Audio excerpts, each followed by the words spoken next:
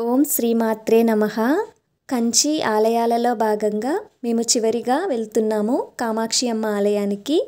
ఆలయ విశేషాలను తెలుసుకుందాము.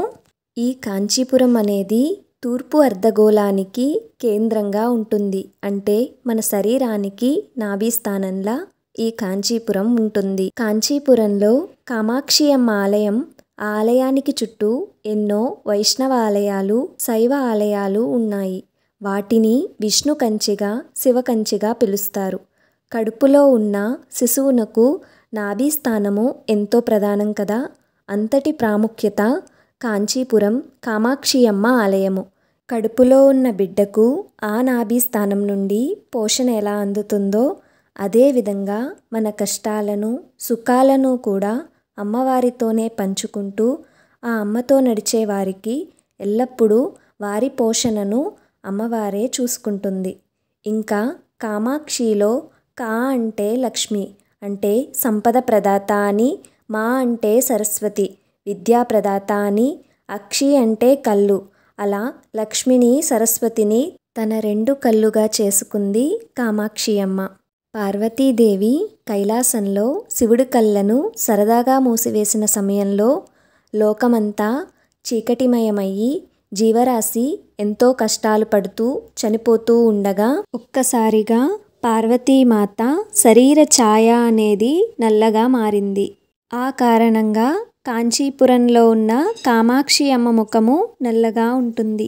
పార్వతీ దైవిక రూపమైన కామాక్షి అమ్మ కాత్యాయినిగా రాక్షసుడు బండాసురుణ్ణి వధించటానికి అవతరించింది. ఆ తరువాత శివుణ్ణి వివాహం చేసుకోవటానికి మామిడి చెట్టు కింద తపస్సు చేయటానికి పార్థివలింగం అనగా మట్టి లేదా ఇసుకతో చేసిన లింగం, ఆ లింగాన్ని పూజిస్తుండగా ఆ తపస్సును పరీక్షించటానికి శివుడు నదీ ప్రవాహాన్ని పంపిస్తాడు. ఆ సమయంలో స్వామికి ఏమీ కాకూడదు అని గట్టిగా ఆలింగనం అనగా కౌగిలితో కాపాడుకుంటుంది. ఆ ఆలింగన స్పర్శకు శివుడు వచ్చి కామాక్షి అమ్మను వివాహం చేసుకుంటాడు. అలా అమ్మవారు ఏదైతే మామిడి వృక్షం కింద తపస్సు చేసిందో ఆ మామిడి వృక్ష కాండాన్ని ఇప్పటికీ మనం కాంచీపురంలో ఉన్న ఏకాంబరేశ్వర ఆలయంలో చూడవచ్చు. ఆ తపస్సు చేసిన ప్రదేశం కూడా దర్శనం చేసుకోవచ్చు. మీకు ఇంతకుముందు వీడియోలో అది చూపించటం జరిగింది. ఇప్పుడు అమ్మవారి దర్శనానికి వెళ్దాము. మనం దర్శనానికి వెళ్ళేటప్పుడు ఒక మండపం ద్వారా పంపిస్తారు. లోపలికి వెళ్ళాక అమ్మవారి గర్భగుడి బయట నుండి మనం దర్శనం చేసుకుంటాము. లోపల కామాక్షి అమ్మ పద్మాసన భంగిమలో కూర్చుని ఉంటుంది. 4 చేతులలో చెరుకు, విల్లు, 5 పువ్వుల గుర్తు, కమలము మరియు దివ్య చక్రాలు, పాస అంకుశాలను ధరించి ఉంటుంది. అమ్మవారి ముఖము అర్ధచంద్రుని లాంటి నుదురు, అందమైన కనురెప్పలు, వాటి మధ్యన ఉన్న కస్తూరి తిలకము, మీనాల్లాంటి కళ్ళతో, కోటి సూర్యుల తేజస్సుతో, తల మీద చంద్రవంకతో పద్మాసనంలో కూర్చుని ఉంటుంది. ఎంతో అందమైన ఆ అమ్మవారి పక్కన అందమైన రామచిలుకను కూడా చూడవచ్చు. అమ్మవారి పక్కన గర్భగుడిలో ఎడమవైపున అరూపలక్ష్మి, కుడివైపున స్వరూపలక్ష్మి ఉంటారు. వాళ్ళని కూడా తప్పకుండా దర్శనం చేసుకోవాలి. అలానే అమ్మవారి ఉగ్రరూపాన్ని తగ్గించటానికి ఆదిశంకరాచార్యులు ప్రతిష్ఠించిన శ్రీచక్రం అక్కడే తొట్టిలాంటి నిర్మాణంలో ఉంటుంది. ఇది సాధారణంగా మనకి కనిపించదు. పువ్వులతో పూజింపబడి ఉండడం వల్ల మనకి కనిపించకపోవచ్చు. ముఖ్యంగా ఇక్కడ ప్రసాదంగా కుంకుమ ఇస్తారు. అది మనకి దర్శనం చేసుకున్నప్పుడు మన చేతిలో వేస్తారు. ఆ కుంకుమను తప్పకుండా ఇంటికి తీసుకువెళ్ళండి. మీరు తీసుకువెళ్ళటానికి వీలుగా బయటికి వచ్చాక పొట్లం కట్టుకోవటానికి కాగితాలను కూడా ఏర్పాటు చేశారు. ఆ కుంకుమ సువాసన మనల్ని కట్టిపడేస్తుంది. అమ్మవారితోనే మనం ఉన్నట్టుగా అనిపించేంత పరిమళం ఉంటుంది. వందలాది ఆలయాలు ఉన్న ఈ కాంచీపురంలో అన్నింటికీ భిన్నంగా ఈ కామాక్షమ్మ ఆలయం తప్ప మరే ఇతర అమ్మవారి ఆలయాలు లేవు. దీనిని వివరిస్తూ ఎన్నో ఇతిహాసాలు కూడా ఉన్నాయి. ఇది అష్టాదశ శక్తిపీఠాలలో ఒకటి. సతీదేవి శరీర భాగాలలో నాభి భాగం పడిన ప్రదేశం ఇది. ఇంకా ఈ ఆలయంలో ఆదిశంకరాచార్యులు అమ్మవారి సౌందర్యాన్ని వర్ణిస్తూ రాసిన సౌందర్యలహరి ఈ ప్రదేశంలోనే రాశారు. అంతేకాకుండా ఒక మూగవాడు అమ్మవారి దగ్గరికి ప్రతిరోజు వచ్చి అమ్మవారిని మనసారా ప్రార్థించుకుని వెళ్ళేవాడు. అలా ఒకరోజు అమ్మవారిని తన నోరారా స్తుతించాలని కోరుకున్నాడు.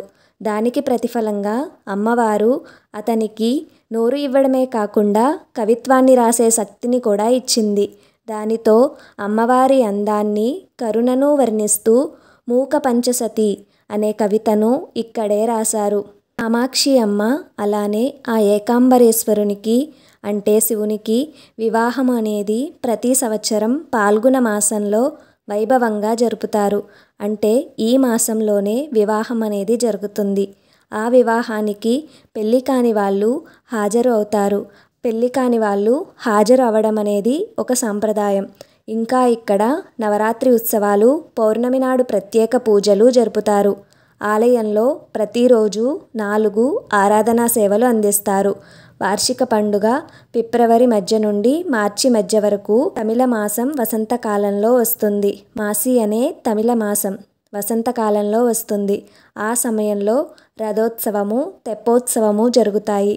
అంతేకాకుండా తమిళ మాసమైన వైకాసిలో నవరాత్రి, ఆడి, ఐపాసి మాసంలో శంకర జయంతి, వసంత ఉత్సవాలు జరుగుతాయి. ఈ బ్రహ్మోత్సవాలను మాఘమాసంలో జరుపుతారు. అప్పుడు రథోత్సవము, చక్రస్థానాలు ఇవన్నీ జరుగుతాయి. ఆ సమయంలో అమ్మవారిని బంగారు రథంలో ఊరేగిస్తారు. ఆలయ నిర్మాణము 4 గోపురాలతో 5 ఎకరాల విస్తీర్ణంలో ఉంటుంది. ఇంకా మండపాలు, చెరువు కూడా ఆలయంలో ఉన్నాయి. ఆలయంలో ఉన్న ఇతర ఆలయాలు, వాటితో పాటుగా గర్భగుడి పక్కన ఉన్న గాయత్రి మండపము. రాత్రి సమయంలో ఆ మండపం, ఆ స్తంభాల కాంతిలో వాటి శిల్పకళ ఖచ్చితంగా చూసి తీరాల్సిందే. ఇంకా ఆలయంలో ఉన్న కోనేరు, ఆ కోనేరులో ఉన్న చేపలు అయితే ఎక్కువ సంఖ్యలో ఉండి ఎంతో అందంగా ఉన్నాయి. మేము వెళ్ళింది రాత్రి సమయం కాబట్టి ఆ కోనేరు దగ్గర నుండి ఆ గోపురాలు అన్నీ ఒక్కచోటనే, ప్రధాన గోపురం, గాలి గోపురం, వాటి వెలుగులలో ఎంతో అందంగా కనిపించాయి. పౌర్ణమి రోజు అయితే ఆ అందం రెట్టింపుగా ఉండేది. ఇంకా ఆ రాత్రి ఆలయం మూసే సమయం వరకు అక్కడే ఉండి మూసే సమయానికి వెళ్ళాము. ఆలయ సమయాలు అనేవి ఉదయం 5:30 నుండి మధ్యాహ్నము 12:30 వరకు, మరలా 4 గంటలకు తెరిచి రాత్రి 8:30 వరకు ఉంటాయి. ఆ తర్వాత మీరు వెళ్ళాలి అనుకుంటే కంచి పట్టు చీరలకి వెళ్ళొచ్చు. బట్టల దుకాణాలు అనేవి 10 గంటల వరకు ఉంటాయి. మేము దర్శనం అయిన తర్వాత కంచి పట్టు చీరలకి వెళ్ళి బస్టాండ్కి 10 గంటలకి చేరుకున్నాము. కాంచీపురం నుండి ఇప్పుడు తిరుపతికి వెళ్ళాలి. రేపు ఉదయం కళ్యాణోత్సవ సమయానికి చేరుకోవాలి.